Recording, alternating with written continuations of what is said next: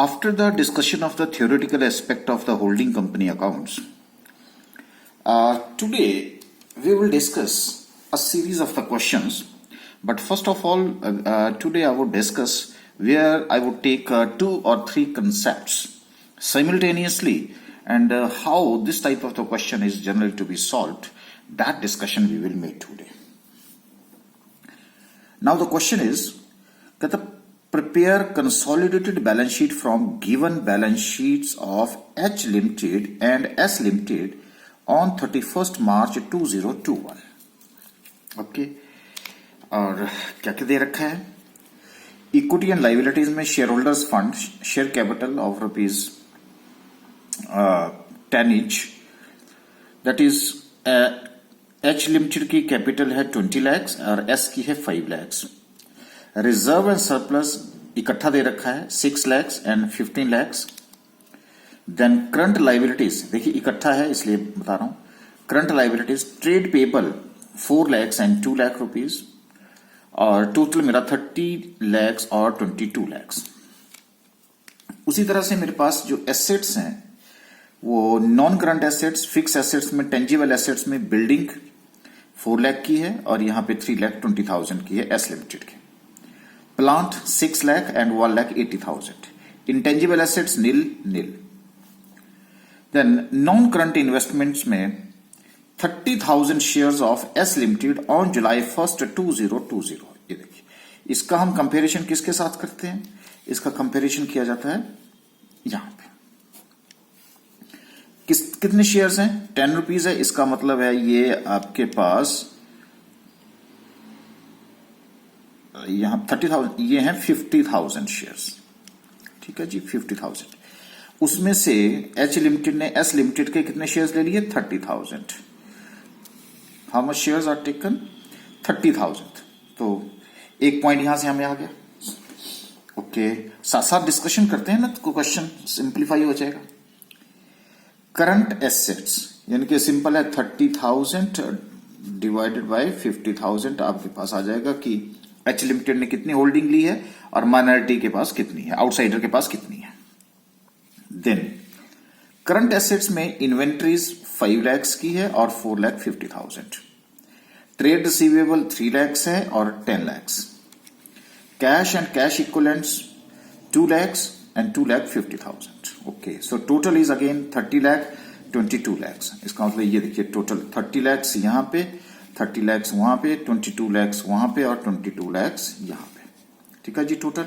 Okay, कुछ additional information भी आपके पास दे रखी है. Okay, let us see. कहता reserve and surplus as given in the balance sheet includes. देखो अब यहां पे मैंने आप उस टाइम बता रहा था मैं आपको रिजर्व एंड सरप्लस इकट्ठे दे रखे हैं, उसकी बाइफर्केशन दे रखी है. क्या है? जनरल रिजर्व्स 5 lakhs हैं और सरप्लस 1 lakh है. 6 lakh हो गया. ये देखिए टोटल कितना है? 6 lakhs. रिजर्व एंड सरप्लस कितना है? 6 lakhs.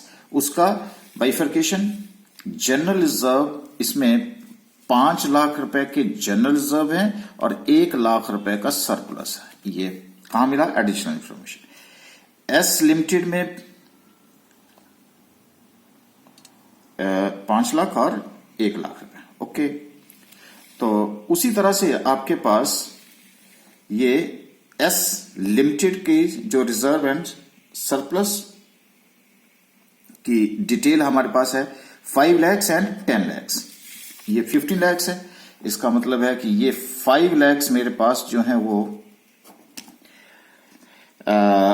जनरल रिजर्व्स हैं और 10 lakhs का हमारे पास जो है वो सरप्लस है. ये आपके 15 lakhs की डिटेल आ गई. ओके, अब उसके बाद क्या है जी? S limited had a balance of 3 lakhs and 4 lakhs in its general reserve and surplus on 1st April 2020. लो जी, एस लिमिटेड के ओपनिंग बैलेंस भी आपको दे रखे हैं 3 लाख रुपए और 4 लाख रुपए. जनरल रिजर्व 3 लाख रुपए और सरप्लस 4 लाख रुपए. ओके, यहां बाइफर्केशन, यहां ओपनिंग बैलेंस. बहुत अच्छी बात है. एक तरह से एक एडजस्टमेंट हमें यहां से मिलेगी. दूसरी तीसरी है during June 2020 goods costing ₹1 lakh were destroyed in an accident and ₹75,000 were recovered from insurance company. कौन सा लॉस हुआ जी? अब नॉर्मल लॉस। और कितना हुआ? 1 लाख की गुड्स थी, 75,000 जो है वो एक्सीडेंट में हो गई, इंश्योरेंस कंपनी ने दे दी, इसका मतलब there is a loss of only 25,000। तो आपको एक अबनॉर्मल लॉस की एडजस्टमेंट जो हमने आपको सिखाई थी वो भी यहां करनी पड़ेगी। ओके, फिर है creditors of S limited includes ₹20,000 for goods purchased from H limited. Okay, on which H limited made a profit of 20% on sales. Okay, और फिर कहता है half of the stock is still unsold. ओहो, कौन सा आ गया जी? एक तो सर कॉमन ट्रांजैक्शन आ गई। कॉमन ट्रांजैक्शन में यहां पे आपके पास ये जो क्रेडिटर्स हैं ये ट्रेड पेबल हैं यहां, और उधर ट्रेड रिसीवेबल में एक ट्रांजैक्शन होने वाली है। ट्रेड पेबल और ट्रेड रिसीवेबल में ट्रांजैक्शन है। ओके, और उसके बाद उसमें से half of the goods are unsold. अगर half of the goods unsold है इसका मतलब है अनरियलाइज्ड प्रॉफिट की भी एक एडजस्टमेंट आ गई, वो भी सर हमने पढ़ी है, अनरियलाइज्ड प्रॉफिट। ओके, तो बहुत इंपॉर्टेंट क्वेश्चन है, आप बता रहा हूं आपको, इसी तरह के क्वेश्चन जो है एग्जाम में पूछे जाते हैं। देन नेक्स्ट है plant of S company S limited with book value of ₹2 lakh. Okay, plant है 2 लाख रुपए का। On 1 April 2020 was revalued at 3 lakhs। लो जी, अभी तो हमने लेटेस्ट कंसेप्ट पढ़ा है, revaluation of assets. Eight the time of acquisition of S limited on 1/7/2020, 1/7/2020 को जब उस प्लांट को लिया गया तो उसकी जो बुक वैल्यू है उसको रीवैल्यू कर दिया, जिसकी वैल्यू 2 लाख रुपए थी उसको रीवैल्यू कर दिया 3 लाख रुपए में। इसका मतलब हमें रीवैल्यूएशन की जो अभी हमने पीछे न्यूमेरिकल में पीछे जो कंसेप्ट सीखा है उसकी एप्लीकेशन भी आज आ गई है हमारे पास।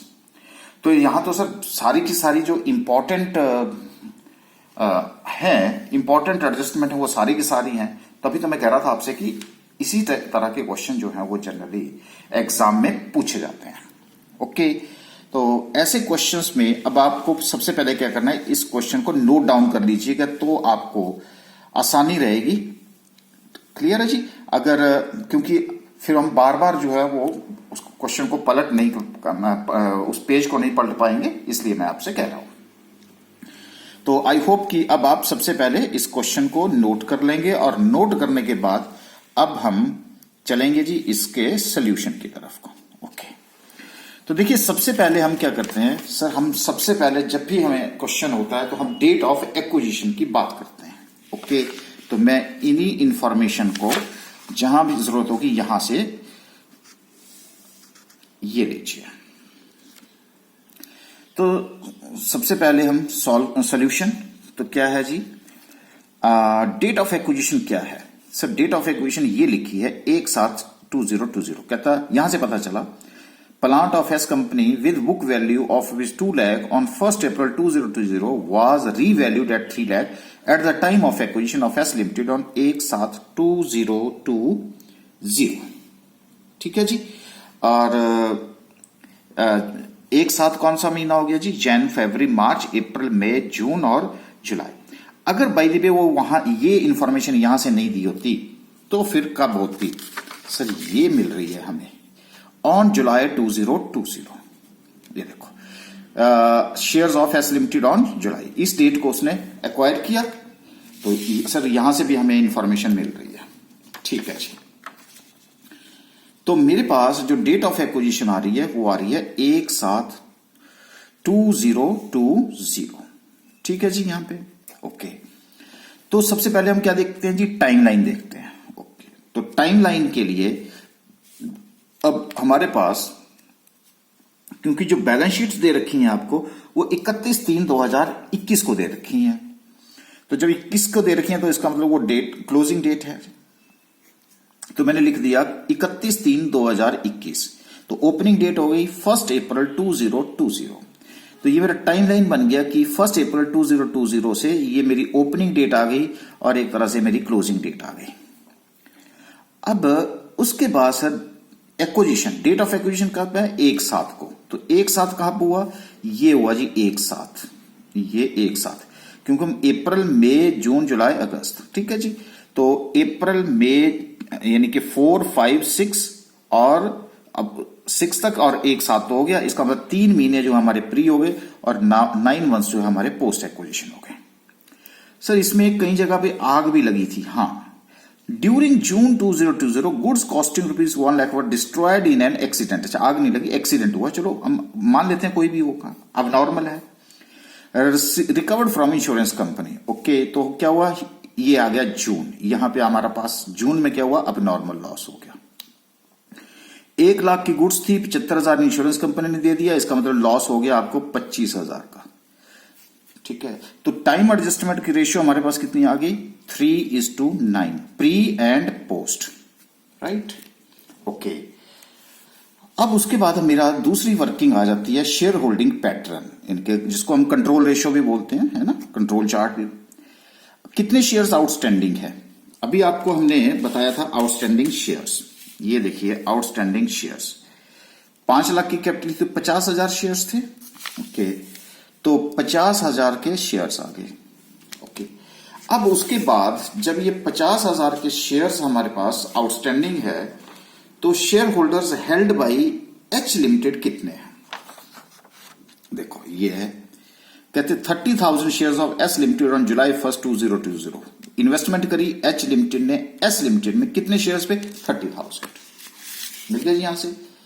Okay, it means shares held by H limited कितने जी?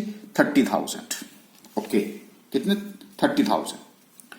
इसका मतलब हो गया कि 30,000 divided by 50,000 which is equal to 3/5 into 100 which is equal to 60%। तो 60% होल्डिंग इसके पास है, एच लिमिटेड के पास। तो आउटसाइडर के पास कितनी होगी? सर नेचुरली 20,000 डिवाइडेड बाई 50,000, है ना। 50,000 में से 30,000 उसके पास है, तो 20,000 आउटसाइडर के पास है। अगर 20,000 आउटसाइडर के पास है तो 2/5 हो गया, ये देखो इससे कट 2/5 इंटू 100 कितना हो गया? 40%। तो आउटसाइडर के पास 50% से ऊपर है, इसलिए ये होल्डिंग और वो क्या बन गई? Minority. That becomes minority interest. Okay, लो जी, ये भी हमें पता चल गया। अच्छा, उसके बाद अब हमारे पास थर्ड है, उसमें जो हमारी जितनी भी एडजस्टमेंट्स हैं उसकी बात करेंगे। आपको याद होगा क्या बोला उसने कहता है कि creditors of S limited include 20,000 for goods purchase from H limited. Okay, तो देखो ये था जी, ये है जी एच लिमिटेड, ये एच है और ये एस लिमिटेड है सब्सिडरी। इसने क्या किया? 20,000 की गुड्स, तो क्योंकि एज ए ग्रुप मानते हैं इसको हम, इसने क्या किया? गुड्स जो 20,000 की थी किसको सप्लाई कर दी? एस लिमिटेड को। किस पे? उधार, ठीक है।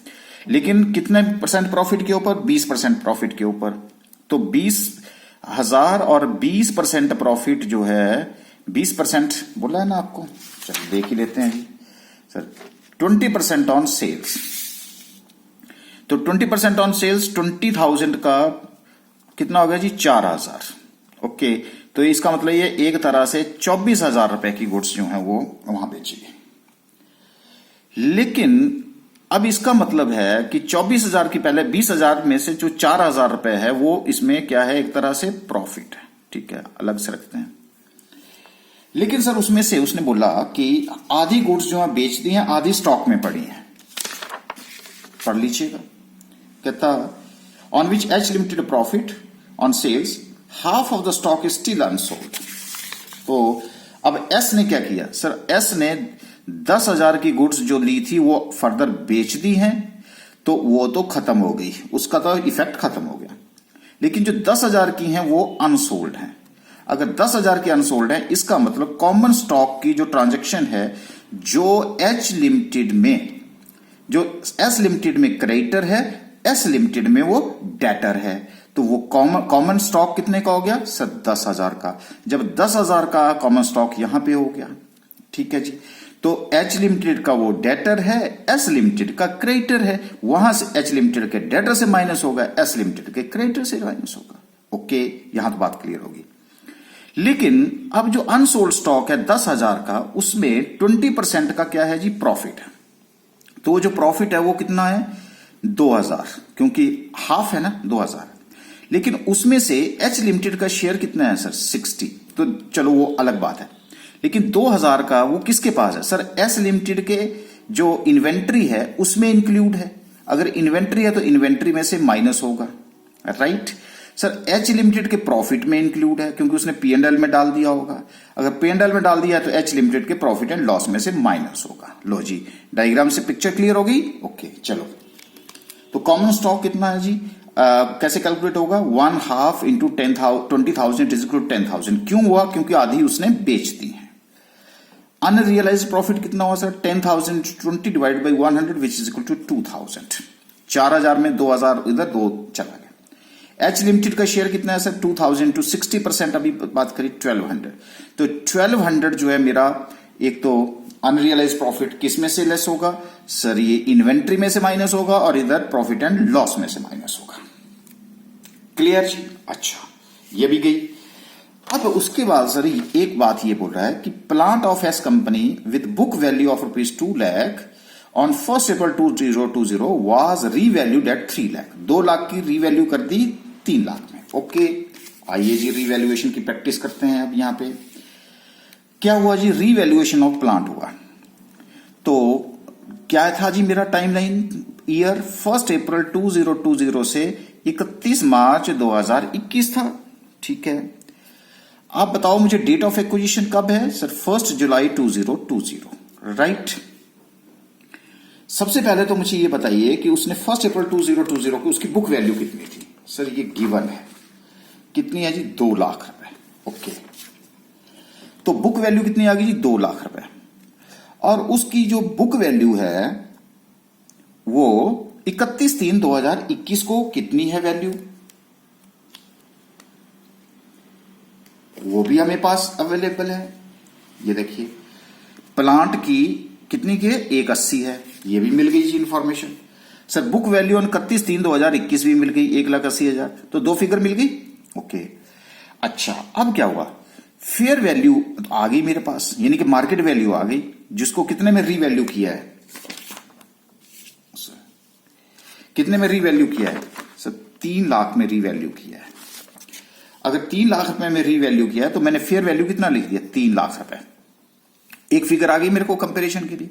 लेकिन सर मुझे इसी डेट को क्या चाहिए, बुक वैल्यू चाहिए, और बुक वैल्यू या तो आपको इस डेट को अवेलेबल है, इस डेट को चाहिए, लेकिन मुझे चाहिए बुक वैल्यू इस डेट को, तभी मैं कंपैरिजन कर पाऊंगा, राइट। तो उसके लिए क्या होगा सर, मुझे डेप्रिसिएशन लेना पड़ेगा।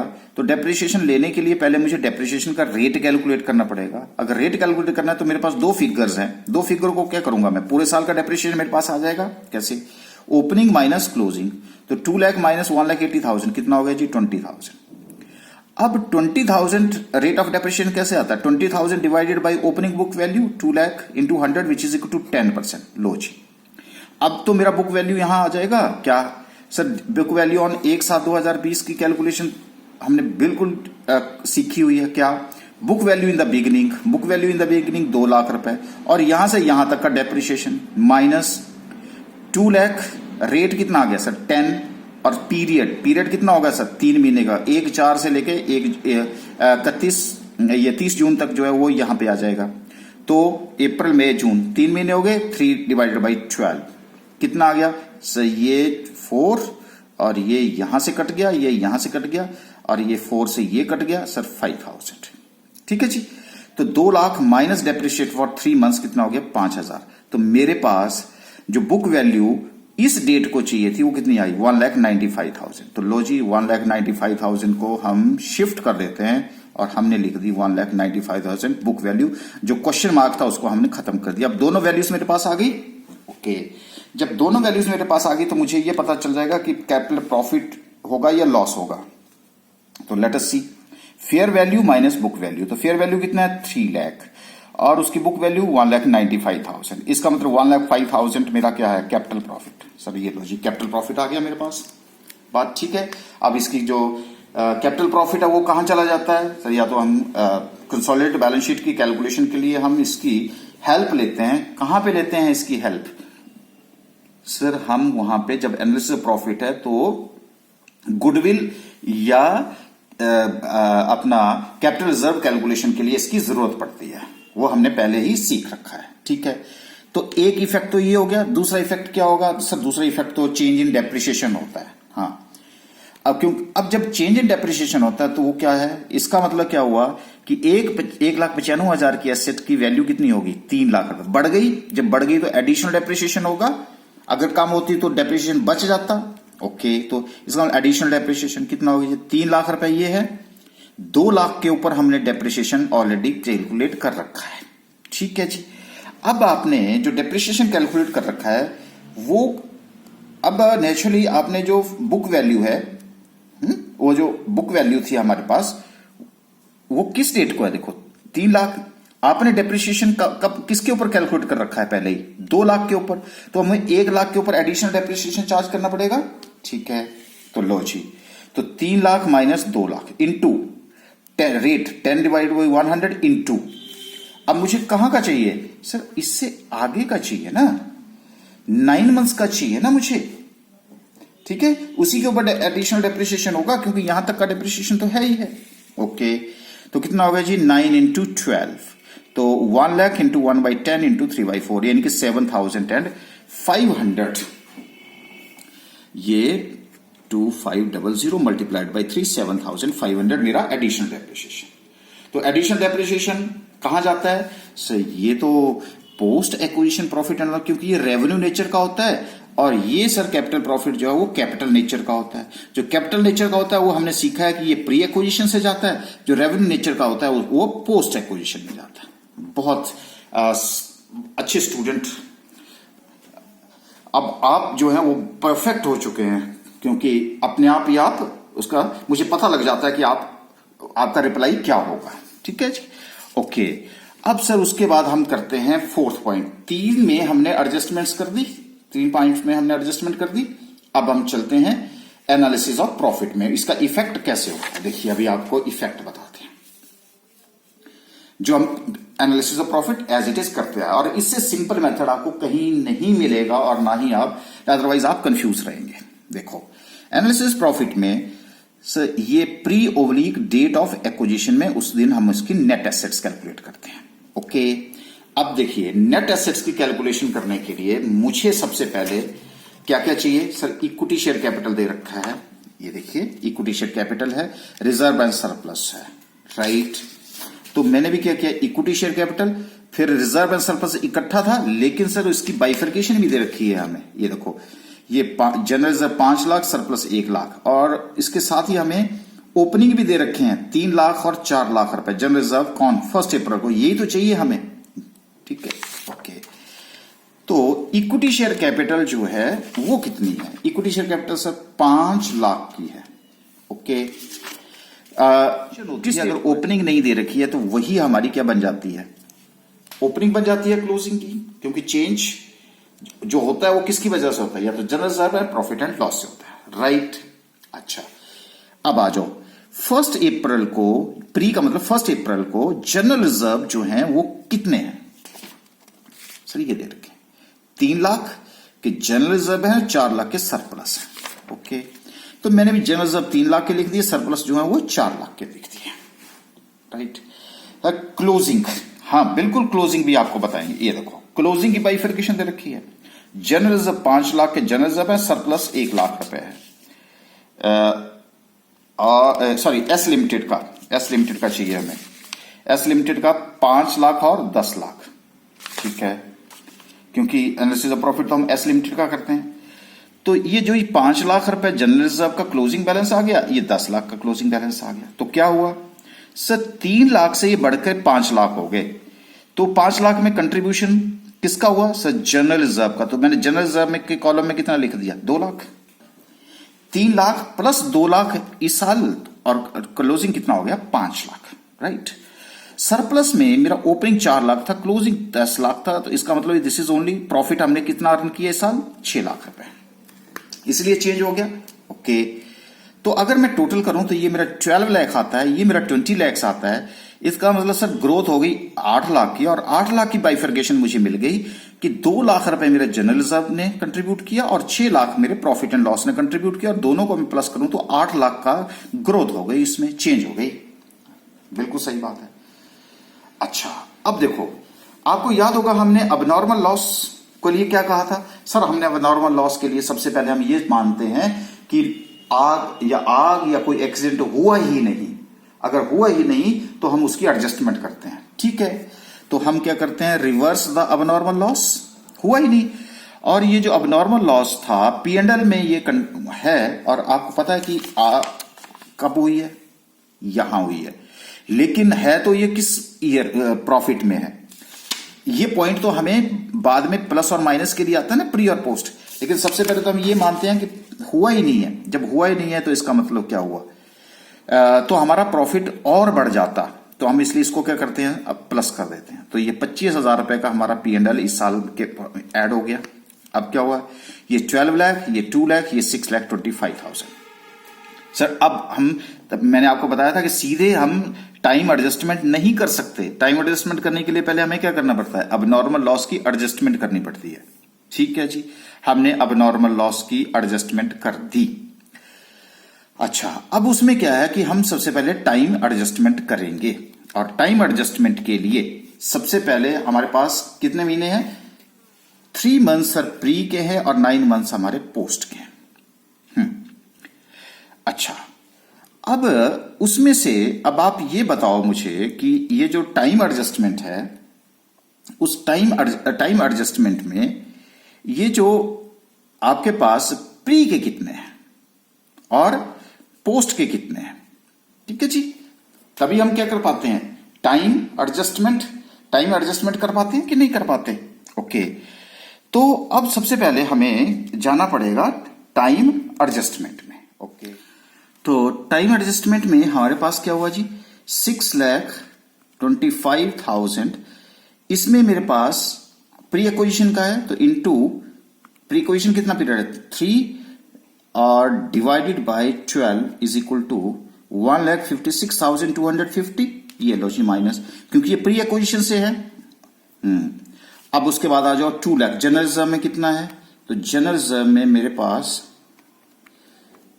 2 lakh into 3 divided by 12 is equal to 50,000। ये 50,000 भी किससे रिलेटेड है, सर प्री एक्विजिशन का है। तो हम उसको क्या करते हैं, क्योंकि ये कैपिटल नेचर का है और ये रेवेन्यू नेचर है, तो कैपिटल नेचर की हम एडजस्टमेंट पहले करते हैं। तो जो यहां से माइनस होगा वो इसमें प्लस हो जाएगा।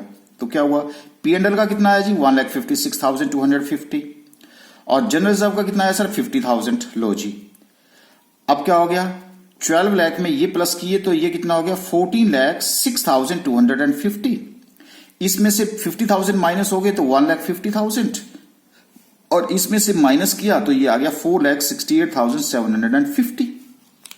लो जी, अब जब हम ये बात कर लेते हैं तो अब हमारी टाइम एडजस्टमेंट होगी। तो टाइम एडजस्टमेंट के बाद अब हम क्या करते हैं, सर अब नॉर्मल लॉस को एज इट इज, लेकिन हम पहले ये देखते हैं कि अब नॉर्मल लॉस हुआ कब था, प्री में हुआ था कि पोस्ट में हुआ। देखो कब हुआ है जी, सर इस दौरान हुआ, तो ये प्री में हुआ, तो प्री में इसकी एडजस्टमेंट होगी। अगर बाय द वे यहां होता तो हम पोस्ट में करते, यही सीखा था ना हमने। ओके, तो जब प्री में हुआ तो हमने क्या किया, जब इस अब नॉर्मल लॉस को यहां प्लस किया था तो ये प्री का है, इसलिए इसको यहां से माइनस कर दिया।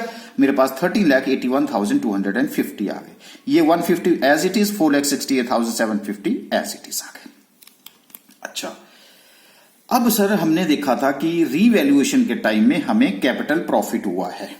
अच्छा, याद आ गया आपको, बिल्कुल कैपिटल प्रॉफिट ऑन रीवैल्यूएशन इसी का पार्ट बन जाता है। कितना, 1,05,000। देखो अपने आप ही सीबीएस में चला जाएगा। तो capital profit on revaluation of profit मैंने क्या बताया था, कैपिटल नेचर किसकी नेचर का होता है, प्री एक्विजिशन का। लो जी, प्री एक्विजिशन में ये भी हमारे पास क्या हो गया जी, प्लस हो गया। तो ये इधर चला गया, इधर चला गया, कोई दिक्कत नहीं है। लेकिन साथ में हमने क्या बोला था, एडिशनल डेप्रिसिएशन।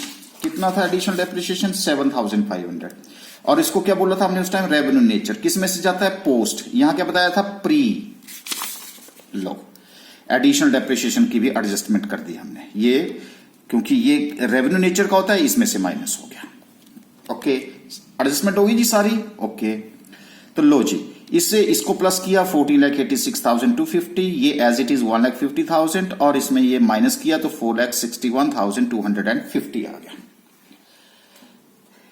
अभी हमने देखा था कि इसमें एच लिमिटेड का कितना है, होल्डिंग कंपनी का कितना है, 60%। तो 60% ऑफ 14,86,250 इंटू 60%,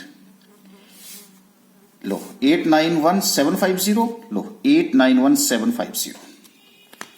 उसी तरह से 1,50,000 का 60%, 15,6 90, लो 90,000। उसी तरह से अगर आपको इस दिक्कत लग रही है तो ये देखो 4,61,250 इंटू 60%, 2,66,750, लो। तो माइनॉरिटी इंटरेस्ट कितना रह गया, 40%। ठीक है, इसका 40%, 5,94,500, ये 60,000 और 184, दोनों को प्लस करें तो ये आ जाएगा। लो जी, यहां तक बात क्लियर होगी। अब तो सर हम सारी कैलकुलेशन होगी। हाँ, तो माइनॉरिटी इंटरेस्ट क्या होगा sir, this plus this plus this, ये तो हम एज यूजुअल करते आ गए। लो जी, माइनॉरिटी इंटरेस्ट भी आ गया, 5,94,500 plus 60,000 plus 1,84,500 which is equal to 8,39,000। Sir ये वाली आ गई वो बात की माइनॉरिटी इंटरेस्ट जो है हमेशा हमारी कंसोलिडेटेड बैलेंस शीट की लायबिलिटी साइड में जाता है। जो ऐसी कुछ एसेट्स एंड लायबिलिटीज होती हैं जो कि सब्सिडरी में नहीं होती लेकिन होल्डिंग में होती हैं, जो हमने कहां सीखा था, हमने सीखा था केस स्टडी से, और वो जो केस स्टडी थी वो थी हमारी सर फेसबुक एंड व्हाट्सएप।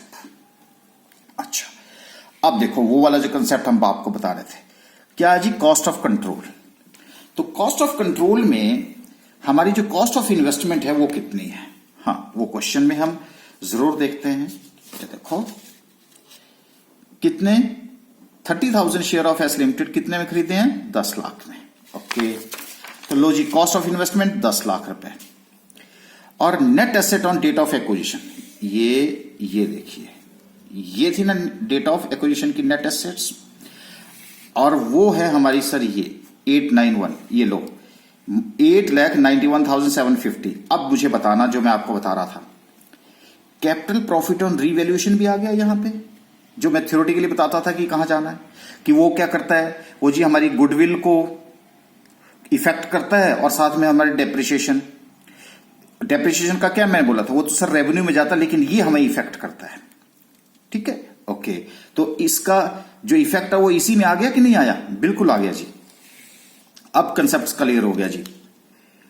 तो 10 लाख में से 8,91,750, इसका मतलब सर नई एसेट आ गई गुडविल 1,08,250, जो कि जनरली एस लिमिटेड की बुक्स में नहीं आएगी, लेकिन जब कंसोलिडेटेड बैलेंस शीट में हम जाएंगे तो वहां पे आएगी। ओके, आ जाइए म्यूचुअल इंडेटनेस, हमने ये बात भी पहले करी थी, फिर भी हम यहां पे बात कर लेते हैं क्योंकि वर्किंग है। तो ट्रेड क्रेडिटर्स में चलते हैं पहले। ट्रेड पेबल्स कितने हैं जी, 4 लाख के एस लिमिटेड के हैं, एच लिमिटेड के हैं, ये लिख दिया। एस लिमिटेड के कितने हैं, एस लिमिटेड के सर 2 लाख हैं। लो जी, एस लिमिटेड के 2 लाख हो गए, टोटल कितने हो गए, 6 लाख। म्यूचुअल इंडेटनेस कितने की बताई थी, कहां गया वो म्यूचुअल इंडेटनेस, ये देखो सर म्यूचुअल इंडेटनेस आपने 20,000 रुपए की, ये देखो 20,000 कितने के भेजे थे, 20,000, इधर कहां चले गए 20,000, तो उसके जो है क्रेडिटर्स और इसके डेटर्स। ठीक है, तो म्यूचुअल इंडेटनेस में माइनस 20,000 कर दिए, हमारे 5,80,000। तो इसके डेटर्स, तो एच लिमिटेड के डेटर्स कितने हैं, देखो 3 लाख और ये 10 लाख है। तो एच लिमिटेड के 3 लाख हैं, एस लिमिटेड के 10 लाख हैं, 13 लाख हो गए। म्यूचुअल इंडेटनेस 20,000 के, तो 20,000 की म्यूचुअल इंडेट माइनस होगी तो कितना हो गया, 12,80,000 रुपए यहां से चले गए। ठीक है जी। अच्छा, इसका मतलब अब यहां पे ये बात भी क्लियर हो गई। तो आज ही अब जब कंसोलिडेटेड बैलेंस शीट बनानी है तो कुछ बातें और भी साथ साथ में ही यहीं पे सर, चाहे वो बाद में नोट्स टू अकाउंट बन जाएंगे। कंसोलिडेटेड रिजर्व एंड सरप्लस, क्योंकि सर अनरियलाइज्ड प्रॉफिट भी है। ठीक है, तो सबसे पहले तो जनरल रिजर्व, ये देखो जनरल रिजर्व कितना था 5 लाख, ठीक है, ये देखो 5 लाख रुपए हो गया, ठीक है। अब उसके बाद सर पोस्ट जनरल रिजर्व कहां मिलेगा आपको सर? पोस्ट जनरल रिजर्व तो हमारे एनालिसिस ऑफ प्रॉफिट में मिलेगा। ये लो जी 90,000 का मिल गया जी, ये लो 90,000 रुपए ये मिल गया। Surplus of H limited, surplus of H limited के ये देखो दे रखे हमें 1 लाख रुपए। लो जी एच लिमिटेड के सरप्लस भी एच लिमिटेड, उसमें आप क्या करते हैं पोस्ट एक्विजिशन सरप्लस। ये लो जी पोस्ट एक्विजिशन सरप्लस कितने आ गए 276,750, ये भी आ गई, ये भी आ गई, ठीक है जी। अच्छा ये भी आ गया सर, लेकिन अभी हमने वहां डायग्राम में बताया था कि 1200 रुपीज की रीवैल्यूएशन, ये बताया था आपको 1200, और वो अनसोल्ड स्टॉक का पार्ट है, तो एच लिमिटेड के प्रॉफिट में से माइनस हो गया, क्योंकि प्रॉफिट में ऑलरेडी इंक्लूड है। तो क्या हुआ जी, मैंने अनरियलाइज प्रॉफिट को यहां से माइनस कर दिया। उधर सर वो इन्वेंट्री से माइनस हो गया, बिल्कुल चलो इन्वेंट्री भी साथ ही कर लेते हैं। तो एच लिमिटेड की इन्वेंट्री कितनी है 5 लाख, एस की कितनी है 4,50,000, कितनी होगी 9,50,000। सर ये है वो अनरियलाइज प्रॉफिट, और इसमें अनरियलाइज प्रॉफिट कितना है 1200। तो डायग्राम क्या बताती थी, एस लिमिटेड की इन्वेंट्री में एच लिमिटेड के प्रॉफिट में, एस लिमिटेड की इन्वेंट्री में एच लिमिटेड के प्रॉफिट में। तो क्या कर दिया हमने, माइनस कर दिया, माइनस कर दिया, ये लो जी माइनस कर दिया, खत्म। आ जाओ प्लांट में। सर प्लांट में हमारे पास क्या था सर, प्लांट में हमारे पास दिक्कत आ रही थी एडिशनल डेप्रिसिएशन की। हाँ सही बात है। तो एच लिमिटेड की प्लांट कितना है, एच लिमिटेड का प्लांट है देखो ये 6 लाख रुपए का है और 1,80,000 का, ठीक है। तो 6 लाख का ये 80, ये 7,80,000, और साथ में सर क्योंकि एसेट की रीवैल्यूएशन करी थी और रीवैल्यूएशन के टाइम में एडिशनल डेप्रिसिएशन भी आया था, तो एडिशनल डेप्रिसिएशन कितना चार्ज करना है 7,500। तो उधर तो हमने किस में से निकाल दिया सर, ये प्री एक्विजिशन पोस्ट एक्विजिशन से, क्योंकि रेवेन्यू नेचर का है इसलिए हमने डेप्रिसिएशन माइनस 7,500 यहां से माइनस हो गया, और प्लस हमारे पास क्या हो गया, क्योंकि एसेट की वैल्यू बढ़ी है ना, वैल्यू बढ़ी ना, इसलिए कैपिटल प्रॉफिट इधर आ जाएगा। दोनों की एडजस्टमेंट करने के बाद हमारे पास अब प्लांट कितने का हो गया 8,77,500 इंडिविजुअल, क्योंकि अब तो नई वैल्यू से आएगा ना वो, ठीक है जी, नई वैल्यू के साथ आएगा ना, ओके। अच्छा अब आ जाओ बिल्डिंग में। बिल्डिंग में सर बिल्डिंग है हमारी 4 लाख और 3,20,000, ठीक है। लो जी 4 लाख और 3,20,000 रुपए आ गई। Sir cash and cash equivalent, low cash and cash, ये 2 लाख का है और 250 का है, तो कितना हो गया जी कैश एंड कैश इक्विवेलेंट, ये एच का हो गया, ये एस का हो गया 2 लाख और 4,50,000। सारी बातें सर अब कैलकुलेट होगी, अब तो कंसोलिडेटेड बैलेंस शीट तो चुटकियों में आ जाएगा। ये लो जी कंसोलिडेटेड बैलेंस शीट आपके सामने है, अब आपके सामने है कंसोलिडेटेड बैलेंस शीट, ठीक है। तो सबसे पहले सर इक्विटी एंड लायबिलिटी में शेयर होल्डर्स फंड आपके सामने 20 लाख रुपए का है, तो ये आपको पता है कि कहां एडजस्ट हो जाता है, तो लो जी 20 लाख लिख दिया हमने। Sir reserve and surplus, reserve and surplus को नोट नंबर 9 में हमने पहले कैलकुलेट कर रखा है। General reserve, post general reserve, surplus, post acquisition, unrealised profit, कितना सिंपल हो गया। लो जी 9,65,550। माइनॉरिटी इंटरेस्ट सर 5 नंबर है, लो जी 5 नंबर सर ये है माइनॉरिटी इंटरेस्ट, कितना 8,39,000, लो जी 8,39,000। तो करंट लाइबिलिटीज जो है वो, करंट लाइबिलिटीज के लिए नोट नंबर 7, लो जी ये आ गया 4, 2 और म्यूचुअल इंडेटनेस 20 की 5,80,000 रुपए, 5,80,000, टोटल कितना हो गया 43,84,550। अब चलते हैं एसेट साइड में। एसेट साइड में हमारे पास क्या है, सबसे पहले फिक्स एसेट्स।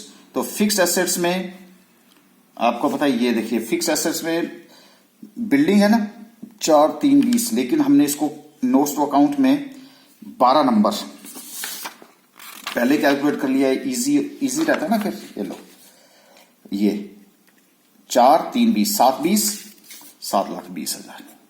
सर प्लांट का 11 में लो 6, 1,80, 7 डेप्रिसिएशन, जो एडिशनल डेप्रिसिएशन वो चार्ज किया, और साथ में जो हमारी वैल्यू इंक्रीज हुई है वो 1,05,000 से, 8,77,500। लो जी 8,77,500। सर गुडविल है पॉइंट नंबर 6 में। लो जी गुडविल 1,08,250 रुपए की हमने कैलकुलेट कर रखी है, तो गुडविल भी आ गई 1,08,250 की। इन्वेंट्रीज हमारे पास हैं 10 नंबर में, ये भी हमने कैलकुलेट की है क्योंकि उसमें अनरियलाइज्ड प्रॉफिट है, उसको माइनस किया है। लो जी इन्वेंट्रीज एच की 5 लाख, एस की 4 और उसमें से 1200 अनरियलाइज्ड प्रॉफिट 9,48,800। 9,48,000। तो trade receivable 8 number. Okay 8 number में क्योंकि वो हमारे पास म्यूचुअल इंडेटनेस था, तो 3 लाख, 10 लाख, 13 लाख और म्यूचुअल इंडेटनेस जो यहां से माइनस हुआ वो यहां, उसका डेटर उसका क्रेडिटर। सर कितना हो गया जी 12,80,000। Cash and cash equivalents sir 30 number में, वो भी हमने कैलकुलेट करके रखा है कि आसानी हो जाए। ये था 2 लाख एच का था और एस का 250, कितना हो गया जी 4,50,000। तो कितना हो गया जी 4,50,000 रुपीज। तो टोटल कितना हो गया 43,84,550। देखो जी ये भी और ये भी मैच कर गया। बताओ अगर आपकी वर्किंग क्लियर है तो आपका कंसोलिडेटेड बैलेंस शीट, अब देखो आप कि जब हमारे पास स्टैंडअलोन बैलेंस शीट्स थी तो क्या स्टैंडअलोन बैलेंस शीट में माइनॉरिटी इंटरेस्ट था? सर नहीं था। कब हुआ? जब हमने सब्सिडरी कंपनी को एक्वायर किया। आप बताना मुझे स्टैंडअलोन में गुडविल था? सर नहीं था। अब आया? बिल्कुल आया। कैसे आया? क्योंकि हमने बिजनेस को जब एक्वायर किया तो उसके लिए हमने ज्यादा प्राइस दिया। तो मैंने क्या बोला था आपको स्टार्टिंग में कि कुछ एक एसेट्स और लाइबिलिटीज ऐसी होती हैं कि जो कि स्टैंडअलोन में नहीं मिलती, लेकिन वो कहां मिल जाती हैं आपको? कंसोलिडेटेड में मिल जाती हैं। आई होप कि आज आपको ये कंसेप्ट भी क्लियर हो गया होगा। देखो बेटा, आप जितनी ज्यादा प्रैक्टिस करेंगे उतना ज्यादा लर्न करेंगे। तो ऐसे जैसे क्वेश्चन जो है वो एग्जाम में पूछे जाते हैं। ओके, अब हम आपको नए वीडियो में एक किसी नए कंसेप्ट के साथ फिर आपसे मुलाकात होगी।